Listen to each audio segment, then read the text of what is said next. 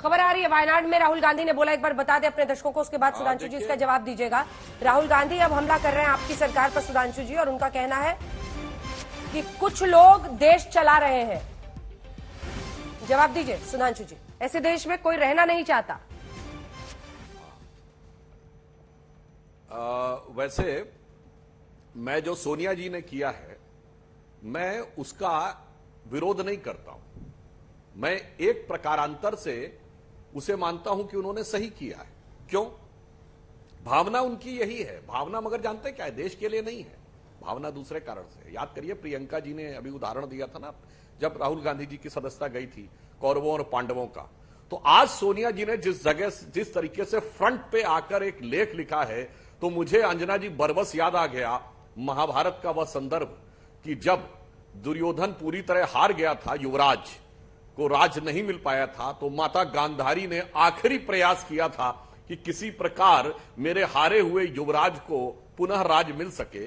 तो वैसा ही भाव सोनिया जी के मन में रहा होगा। तो मैं मानता हूं कि स्वाभाविक है, इसमें कोई अस्वाभाविक बात नहीं है।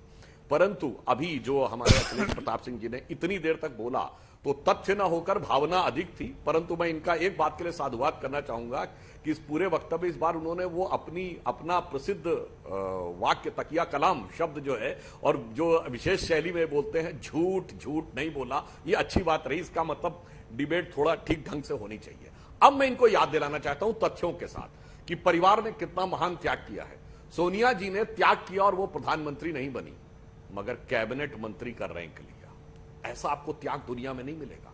और कैबिनेट मंत्री का रैंक लेने के बाद ऑफिस ऑफ प्रॉफिट के चलते इस्तीफा देना पड़ गया। मतलब ऑफिस ऑफ प्रॉफिट ले रहा है व्यक्ति, और वह प्रधानमंत्री नहीं है। दादी नहीं बनना था, चाची बन गई। ऐसा आपको। और जब वो एडवर्टीजमेंट निकलते थे, तो आप कोई सरकार ऐसी दिखा दीजिए जहां प्रधानमंत्री से बड़ा चेहरा कैबिनेट मंत्री का नहीं, कैबिनेट मंत्री के रैंक पाए व्यक्ति का होता हो। यह इन लोगों ने दिखाया। और देश के लिए कितना अप्रतिम कार्य किया है। 3 प्रधानमंत्री हुए हैं अंजना जी, और तीनों भारत रत्न। ऐसा अद्भुत देश के लिए त्याग कोई नहीं मिलेगा। और 3 में से 2 ऐसे हैं, नेहरू जी और इंदिरा जी, जिन्होंने अपनी अध्यक्षता में अपनी सरकार रहते हुए अपने को भारत रत्न अर्पित किया है। यानी पीएम रहते हुए भारत रत्न स्वीकार किया है। ऐसा आपको उदाहरण कहीं नहीं मिलेगा। अब तीसरा इन्होंने कहा इतिहास दागदार फलाना ढिमाका, तो मैं सिर्फ एक फैक्ट दर्शकों के सामने रख देना चाहता हूं। राम प्रसाद बिस्मिल और अशफाक उल्ला खां दोनों को फांसी हुई थी काकोरी प्रकरण के चलते, और चंद्रशेखर आजाद जी को पकड़ नहीं पाई थी पुलिस, और उनकी भी बलिदान उसी कारण से हुआ था। पर पता है आपको, काकोरी प्रकरण में अंग्रेज सरकार का वकील कौन था? जो अंग्रेज सरकार से पैसे लेकर अशफाक उल्ला खां और राम प्रसाद बिस्मिल को फांसी हो या इंश्योर कर रहा था, वो थे कांग्रेस के नेता जगत नारायण मुल्ला, जो शायद नेहरू परिवार के रिश्तेदार भी थे। गजब स्वतंत्रता संग्राम लड़ा है। क्रांतिकारियों को फांसी दिलवाने के लिए अंग्रेज सरकार से पैसे लेने वाले लोग आज कहते हैं कि हमने स्वतंत्रता का संग्राम लड़ा है, और इसलिए हम पुरानी बात पर नहीं जाते, हम आज की बात पर रहते। वो तो केवल इनको बताने के लिए किया।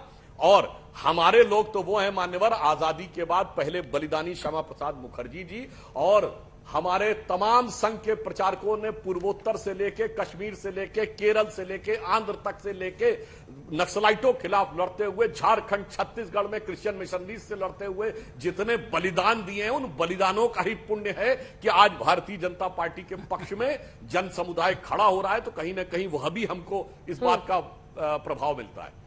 तो वो पुरानी बात छोड़िए, हम सिर्फ आज की बात कर रहे हैं। हम एक सिंपल सी बात कह रहे हैं। यदि पूरे भारत में आप कह रहे हैं कि साहब बोलने नहीं दिया जा रहा है, अखिलेश जी, अच्छा ये बताइए, अभी केवल चंद महीने पहले की तो बात है ना, कुत्ते की मौत, हिटलर की मौत, और कुछ साल पहले बोटी बोटी, ये बोलने नहीं दिया जा रहा। हमने कभी इस पे नहीं कहा माफी मांगो। आपने भाजपा के खिलाफ कुछ भी बोला, हमने कभी नहीं कहा माफी मांगो। संघ के खिलाफ बोला, हमने कभी नहीं कहा माफी मांगो। भारत सरकार के खिलाफ बोला, हमने कभी नहीं कहा माफी मांगो। मोदी जी के बारे में जितने घटिया घटिया शब्दों को बोला, जो बोले नहीं जा सकते सार्वजनिक मंच पे, हमने नहीं कहा माफी मांगो। जब आपने कहा भारत के बारे में बोला, भारत जो लोकतंत्र की जननी है, उसके बारे में आपने जाके विदेश में उस धरती से कहा जिसने हम पे हुकूमत की थी, तब हमने कहा माफी मांगो। इसलिए हमारा बहुत स्पष्ट मानना है, जो बोलना हो बोलिए, जो शोर मचाना हो मचाइए। देश की जनता बहुत विवेकशील है। पार्टी के खिलाफ, नेता के खिलाफ, सरकार के खिलाफ भारत के खिलाफ बोलने की हम आपको अनुमति नहीं देते हैं। भारत तेरे टुकड़े होंगे इंशाअल्लाह कहने वाले लोगों के साथ कहने की अनुमति नहीं देते हैं। मोदी जी की बोटी बोटी काट डालेंगे आपने कहा था, मगर हमने ना उस नेता पे कोई कार्रवाई की, ना उससे कभी माफी की मांग की। ठीक।